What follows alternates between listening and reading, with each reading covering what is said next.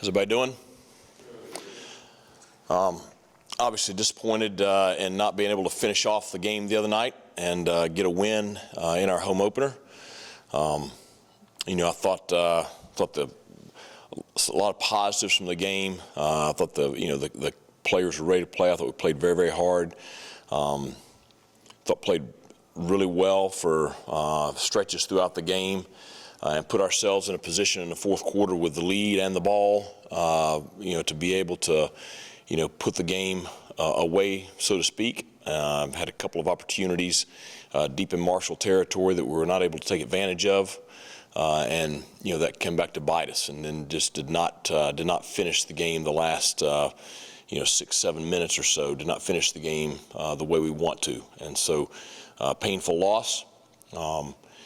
That being said, you don't have much time to dwell on it. I talked to the players on Sunday about the 24-hour rule and putting that one behind us. And so now, fully focused on a very good Appalachian State team coming off of a double overtime loss at UNC. We'll travel up this weekend to Boone. Be a very challenging environment, always a tough place to play. And a very good team we're facing. So another great opportunity for our team. The kids are excited about the matchup. I'm sure it's going to be a great atmosphere on Saturday, and the players will be excited to get back out there and ready to go. Questions?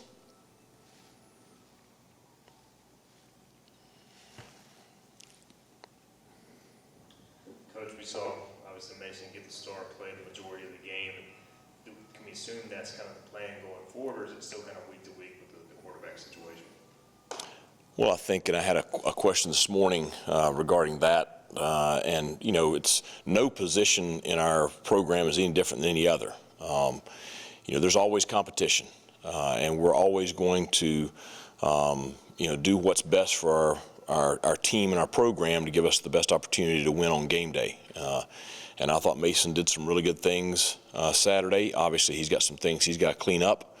I thought he played better than he did the week before. I thought Alex came in and did some good things. I also think there's some things that Alex has to clean up. So, both of them are pushing each other daily to improve.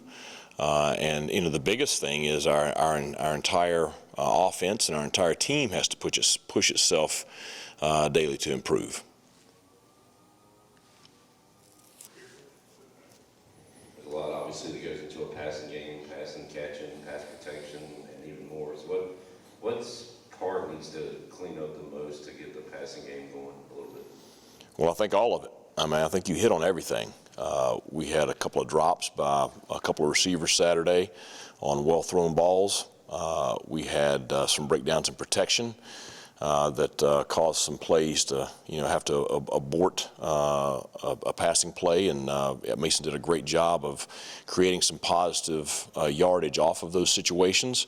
And then we've got to throw the ball a little bit more accurately in the pocket. So I don't think it's one thing that you can look at, and I think everybody sees that if they watch it closely. I think there's lots of things. It's very similar to 2 years ago where you start 0-2, struggle week 2 offensively, and then you go on the road. And that year you beat Marshall. You've kind of been in this situation before.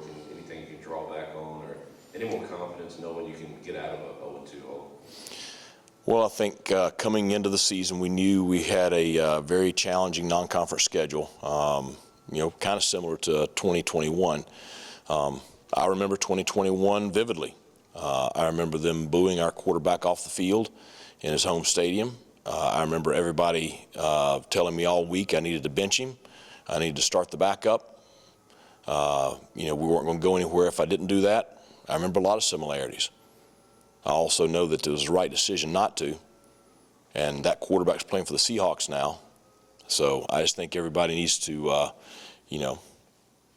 support the kids that are on the field and support the players. So I draw a lot of similarities.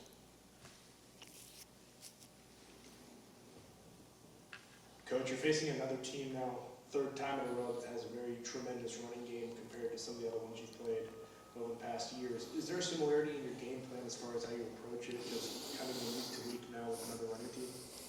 Well, I think we're playing a group that has always prided itself in the way they've ran the football. I mean, Sean has done a great job up there with that program. Obviously, we faced them in 2021.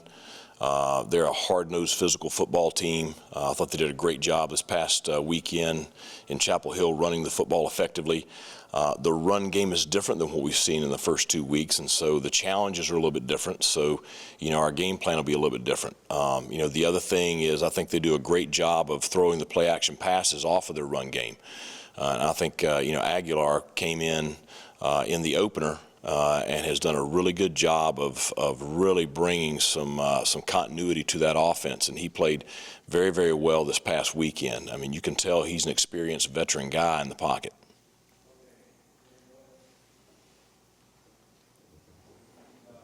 On the flip side, apps struggle kind of stopping the run. So do you think that's something you can exploit this week? I know you can't give away too much of the game plan. But. Well, I mean, I think every matchup is different and every week is different. I think North Carolina did a really good job this past weekend running the football. I think every week it just depends on how they're going to defend you, and so we'll see this Saturday how App chooses to come out and defend us, and what that presents for us as far as opportunities for our offense. Coach, what are your early thoughts on the cornerback play? Siobhan, Rebel, IBM has played a good bit, some other guys as well. Just your assessment of their play as new starters. Yeah, I mean, I think two new guys to playing, and two younger guys, and I think they've done some really good things, and I think they've made some mistakes. Unfortunately, when you make a mistake at corner, everybody in the stadium sees it, and so they'll grow and they'll learn from that and play better from that. But I think certainly they both have ability, and they both have desire to go out and play at a very high level. Going back to your home territory, so I know you know a little bit about App and that football passion there. So another hostile environment you're going to, like in week one. Just talk about going to that region and what you're expecting environment-wise. Well, I think the last time that I played there as a coach was 2007. So we played them the week after they knocked off Michigan. So that was a pretty rowdy environment then. It's a very passionate fan base. It'll be sold out and beyond capacity on Saturday. And it'll be loud, it'll be hostile, but that's great. I mean, that's, you love playing in those kind of environments. I mean, I think they give the home team energy, and I think they give the visiting team energy. And it's going to be a lot of fun to play on that stage against a really good football team. And I expect it to be a highly competitive game.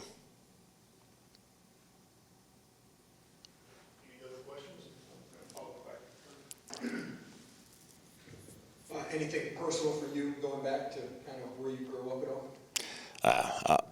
I'll have a lot of friends and family there. That's about it. But I've got a lot of friends that played there, and know several of their coaches very well. So just a lot of connections for my family and I regionally. But that's about it.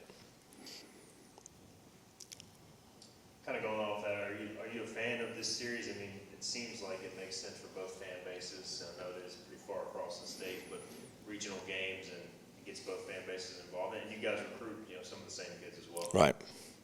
I think these games are great. I mean, I wish that we could somehow figure out for all the FBS teams in the state of North Carolina to play. I think I think the two schools are very similar in that Appalachian State and East Carolina are both football schools with passionate fan bases, and their traditions may be a little different as far as the conferences and stuff we've been associated with over the year, but both have had a lot of success in their respective situations. And so you have two schools. I think it makes sense for us to play, and I know that Sean and I have talked about it. Now, I don't know how much say he and I have in it, but we both think it's a good matchup, and I think the more you square off against each other, I think it could become a pretty good rivalry.